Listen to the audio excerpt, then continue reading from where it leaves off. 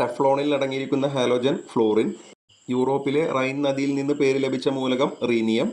ഏറ്റവും ഭാരം കൂടിയ പ്രകൃതിദത്ത വാതക മൂലകം റഡോൺ. വെളുത്തുള്ളിയുടെ അരോചകമായ ഗന്ധത്തിന് കാരണം സൾഫർ. ഏറ്റവും കൂടുതൽ ക്രിയാശീലതയുള്ള ഖരമൂലകം ലിഥിയം. തെർമോമീറ്ററിൽ ഉപയോഗിക്കുന്ന ദ്രാവകം രസം. ഓസോണിൽ അടങ്ങിയിരിക്കുന്ന മൂലകം ഓക്സിജൻ. ഏറ്റവും കൂടുതൽ ക്രിയാശേഷിയുള്ള മൂലകം ഫ്ലോറിൻ. വെള്ളി കറുത്തുപോകാൻ കാരണമായ മൂലകം സൾഫർ. ഏറ്റവും കൂടുതൽ ഐസോടോപ്പുകളുള്ള മൂലകം ടിൻ. ഏതു മൂലകത്തിന്റെ അഭാവമാണ് എക്കൽ മണ്ണിന്റെ പ്രധാന ന്യൂനത? നൈട്രജൻ. ഏറ്റവും സ്ഥിരത കൂടിയ മൂലകം ഏത്? ലെഡ്. ആദ്യത്തെ കൃത്രിമമായി നിർമ്മിക്കപ്പെട്ട ട്രാൻസ്യൂറാനിക് മൂലകം നെപ്റ്റ്യൂണിയം. വജ്രത്തിന് സമാനമായ പരൽഘടനയുള്ള മൂലകം ഏത്? ജർമേനിയം.